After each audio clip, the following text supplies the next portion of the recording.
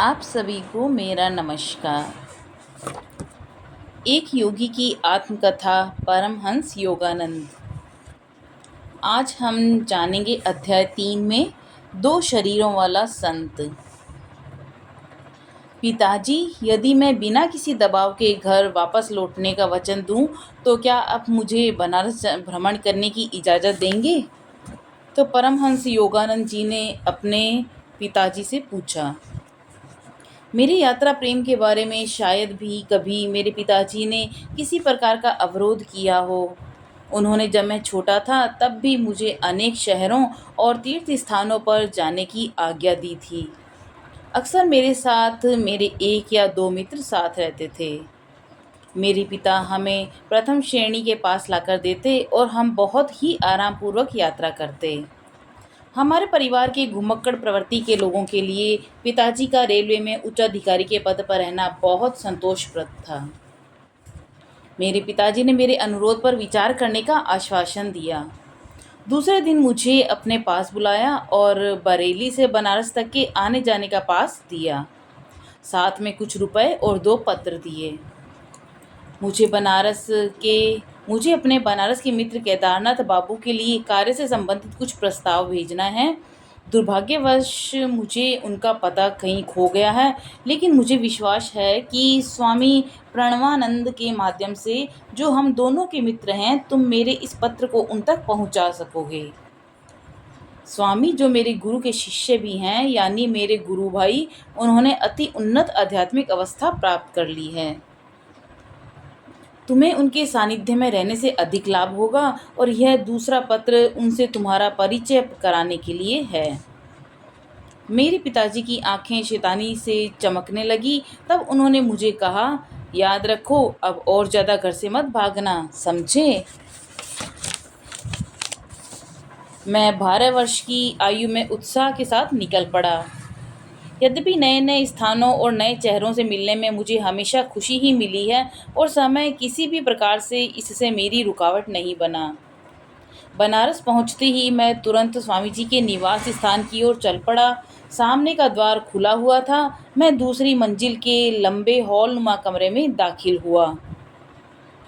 एक थोड़े से उठे हुए प्लेटफॉर्म के ऊपर एक स्थूल शरीर का व्यक्ति, जिन्होंने एक लंगोट बांधी हुई थी, उस पर पद्मासन की मुद्रा में बैठे हुए थे।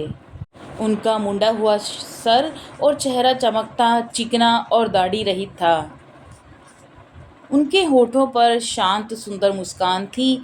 मेरे मन में उठते विभिन्न विचारों का एक तरफ करते हुए उन्होंने मेरा स्वागत एक चिर परिचित मित्र की तरह किया।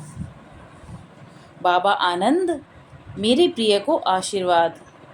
उन्होंने बाल सुलभ आवाज़ में इन शब्दों के साथ मेरा स्वागत किया। मैंने घुटने टेककर उनका चरण स्पर्श किया। क्या आप स्वामी प्रणवानंद जी हैं? हामी भरते हुए उन्होंने अपना सर हिलाया। क्या तुम भगवती के पुत्र हो? इससे पहले कि मैं पिताजी द्वारा दिया गया पत्र अपनी जेब से निकालकर उन्हें सौंपता, उन्होंने तुरंत छूटते ही पूछा।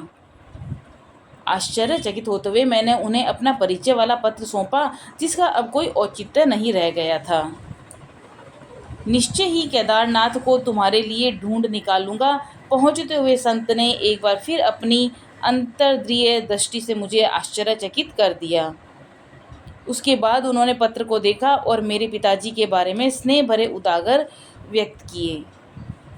तुम्हें पता है, मैं 2 पेंशनों का आनंद ले रहा हूँ।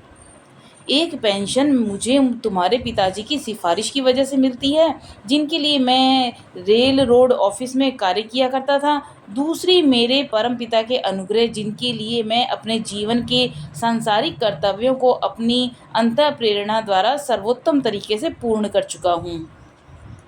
मुझे उनके द्वारा ऐसा कहना बहुत गूढ़ लगा। परमपिता से आपको किस प्रकार की पेंशन मिलती है स्वामी जी? स्वामी जी हंस पड़े। पेंशन से मेरा तात्पर्य है असीम शांति, अनेक वर्षों तक मेरा ध्यान करने का मेरा पुरस्कार। अब मुझे धन की कोई इच्छा नहीं होती। मेरे जीवन की बहुत कम आवश्यकताएं हैं, जिन्हें पूरा करने के लिए मेरी रेलवे की पेंशन काफ़ी है। कुछ समय पश्चात तुम स्वयं ही दूसरी पेंशन का महत्व समझ जाओगे। अचानक ही उन्होंने मौन धारण कर लिया और स्वामी जी एकदम स्थिरावस्था में आ गए।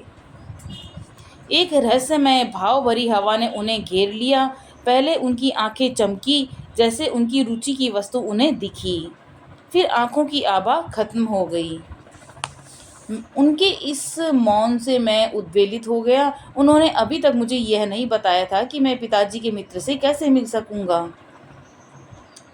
बेचैन होकर मैं अपनी आंखें इधर से उधर दौड़ाने लगा। खाली कमरे में हम दोनों के अलावा कोई नहीं था। मेरी नज़रों ने उनकी लकड़ी की खड़ाऊ को देखा जो प्लेटफॉर्म के नीचे रखी हुई थी। छोटे महाशय, चिंता मत करो। जिस व्यक्ति को तुम देखना चाहते हो वह आधे घंटे में तुम्हारे पास होगा। योगी जी ने मेरे मन को पढ़ रहे थे। मुझे यह कोई अद्भुत बात नहीं लगी। उन्होंने पुनः मौन धारण कर लिया।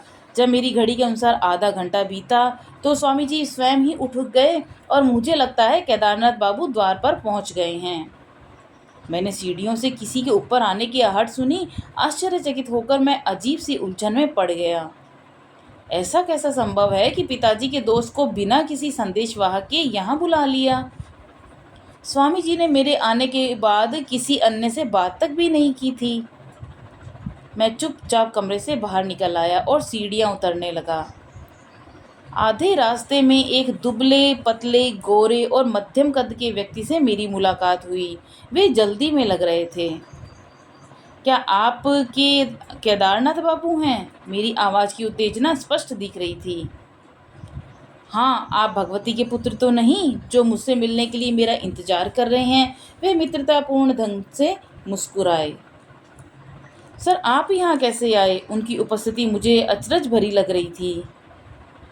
आज सब कुछ रहस्य भरा है। आधा घंटा पहले मैंने गंगा जी में अपना स्नान समाप्त किया ही था, तब स्वामी जी प्रणवानंद मेरे पास आए। मुझे नहीं पता कि उन्हें कैसे पता चला कि उस समय मैं कहाँ था।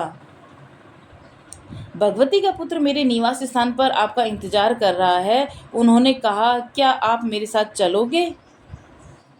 मैं सहर्ष तैयार हो गया और हमने साथ साथ चलना शुरू किया। स्वामी जी अपनी लकड़ी की खड़ाऊ में न जाने मेरे से कैसे आगे निकल गए, जबकि मैंने मजबूत खेल के जूते पहने हुए थे। मेरे निवास तक पहुंचने पर आपको कितना समय लगेगा? अचानक प्रणवानंद ने मुझसे यह प्रश्न पूछा। करीब आधा घंटा। अभी मुझे कुछ करना है। उन्होंने मुझे रहस्यमय तरीके से देखा और मुझे आपको यहीं छोड़ना पड़ेगा। आप मुझसे मेरे घर आकर मिलें। वहाँ भगवती का पुत्र और मैं आपका इंतजार कर रहे होंगे। इससे पहले कि मैं कुछ कह पाता, तेजी से मेरे पास से होकर वे गुजर गए और भीड़ में लुप्त हो गए। मैं जितनी तेज चलकर यहाँ पहुँच सकता था चलकर आ गया हूँ। केदारनाथ जी के कथन से मैं अचंभित हो गया। मैंने उनसे पूछा कि वे स्वामी जी को कब से जानते हैं। पिछले साल हम कुछ बार मिले थे, लेकिन हाल ही में मैं उनसे नहीं मिला। उन्हें गंगा के स्नान घाट पर देखकर मुझे बड़ी प्रसन्नता हुई। मुझे अपने कानों पर विश्वास नहीं हो रहा है। क्या मेरा दिमाग तो नहीं फिर गया? क्या आपने उनको अपने मन की दृष्टि में देखा या फिर उन्हें वास्तव में देखा था? क्या उनका स्पर्श किया था? उनकी पदचाप सुनी थी? मुझे पता नहीं तुम्हारे कहने का क्या तात्पर्य है। उनका चेहरा गुस्से से तमतमा गया। मैं तुमसे झूठ नहीं बोल रहा हूँ। क्या तुम्हें समझ नहीं आ रहा कि केवल स्वामी जी के द्वारा ही मुझे पता चला कि तुम मेरा यहाँ इंतजार कर रहे हो? कैसे? क्योंकि वह व्यक्ति पिछले 1 घंटे से, जब से मैं यहाँ आया हूँ, स्वामी जी प्रणवानंद जी एक क्षण के लिए यहाँ से नहीं हिले हैं। मैंने उन्हें पूरी कहानी विस्तार से बताई। उनकी आंखें आश्चर्य से फैल गई। क्या हम भौतिक युग में जी रहे हैं या स्वप्न देख रहे हैं? मैं अपने जीवन में इस तरह के चमत्कार का सामना करूंगा सोचा भी नहीं था।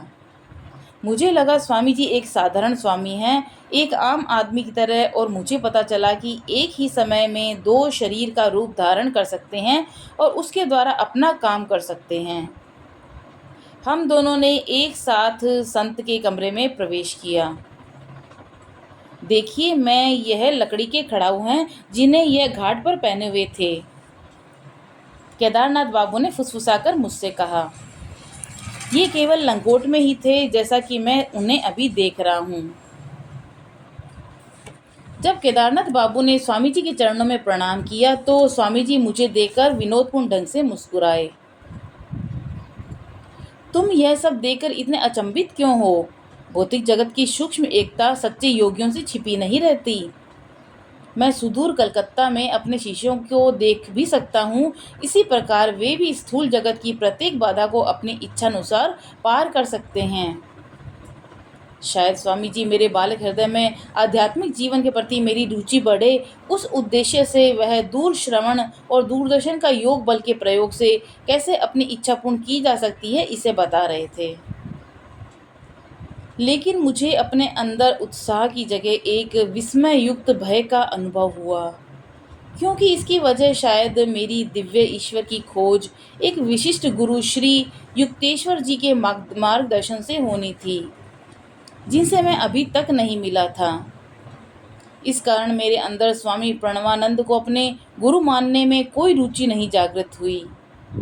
इन भावों के साथ मैंने उनकी ओर शंकित भाव से देखा कि मेरे सामने वह स्वयं थे या उनका प्रतिरूप।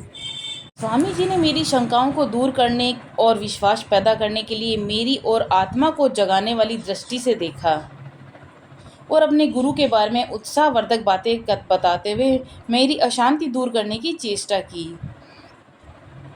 जितने योगियों को मैं जानता हूँ उन सब में लाहिड़ी महाशय सबसे महान योगी थे।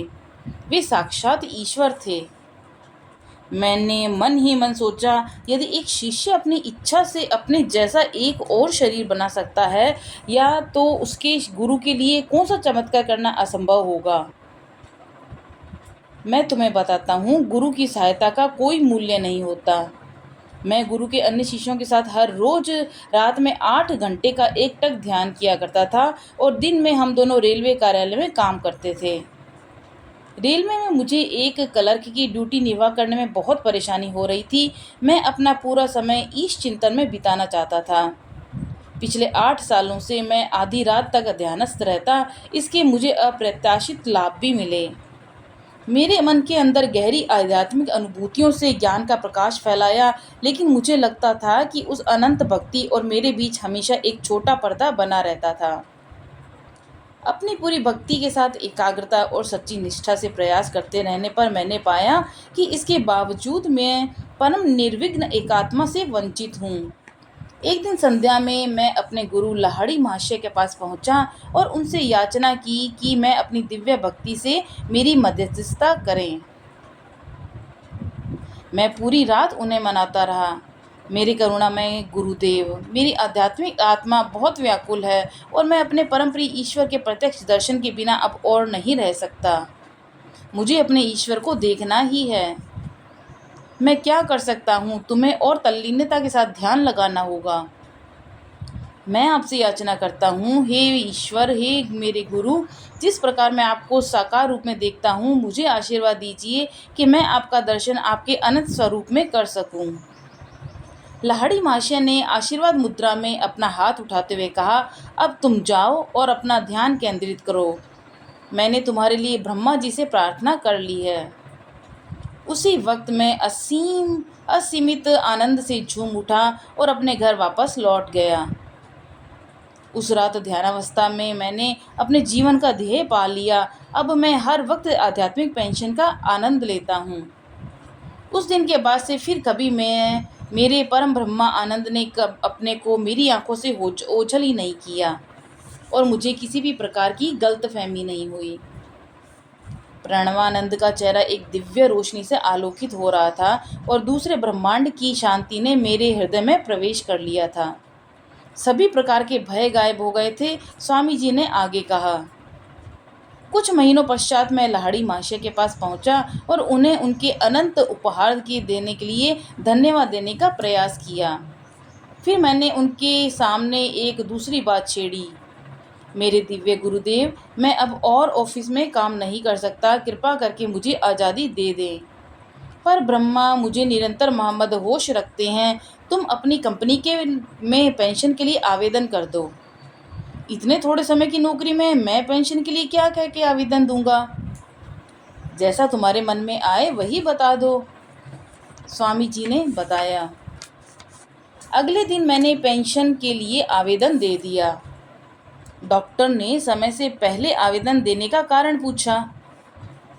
काम करते समय मेरी रीढ़ की हड्डियों में मुझको अपने वश में करने वाली तीव्र संवेदना उठती है, फिर वह पूरे शरीर में फैल जाती है और उसके प्रभाव के कारण मैं किसी भी प्रकार का कार्य करने में असमर्थ हो जाता हूँ। और फिर डॉक्टर ने बिना कोई प्रश्न किए मेरे आवेदन में मेरे पक्ष में अच्छी सी सिफारिश लिख दी और मुझे शीघ्र ही पेंशन आवंटित हो गई। मैं जानता हूँ डॉक्टर और तुम्हारे पिता सहित रेलवे के सभी अधिकारियों के माध्यम से महाशय लाहिड़ी की दिव्य इच्छा ही कार्य कर रही थी। उन लोगों ने केवल लाहिड़ी मासी के दैवीय निर्देश का अपने आप ही पालन किया और मुझे हमेशा हमेशा के लिए अखंड ईश चिंतन के लिए आज़ाद कर दिया।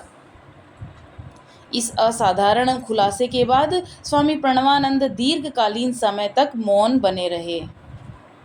जब मैं भक्ति भाव से उनके चरण स्पर्श करते हुए उनसे विदा ले रहा था, तब उन्होंने मुझे आशीर्वाद दिया। तुम्हारा जीवन संन्यास और योग को समर्पित है। मैं तुमसे फिर मिलूंगा और तुम्हारे पिताजी से भी बाद में मिलूंगा। आने वाले दिनों में उनकी यह भविष्यवाणी सत्य साबित हुई। धुंधलका छा रहा था। छाते हुए अंधकार में केदारनाथ बाबू मेरे साथ साथ चल रहे थे। मैंने उन्हें पिताजी का पत्र दिया, जो उन्होंने सड़क पर लगी रोशनी के प्रकाश में पढ़ा। तुम्हारे पिताजी ने अपनी रेलवे कंपनी के कलकत्ता कार्यालय में एक पद ग्रहण करने का प्रस्ताव दिया है। स्वामी प्रणवानंद जी को मिलने वाली दो दो पेंशनों में कितना अच्छा होता यदि उनमें से किसी एक पेंशन का भी अधिकारी होता, लेकिन ऐसा असंभव था। मैं बनारस नहीं छोड़ सकता था। कितने दुख की बात है कि दो शरीर धारण करने के लिए मैं अभी योग्य श्रेणी में नहीं आता। तो ये था तीसरा अध्याय, जिसमें दो शरीर वाले संत की बात कही गई है, किस तरह से वे अपने दो शरीर को धारण कर सकते थे और कहीं भी पहुंच सकते थे। तो आगे जानेंगे अध्याय 4 में हिमालय की ओर मेरी अड़चन भरी उड़ान। तो किस तरह से उनकी अड़चन भरी उड़ान हिमालय की ओर हुई, तो अगले अध्याय में हम जानेंगे। तब तक के लिए नमस्कार।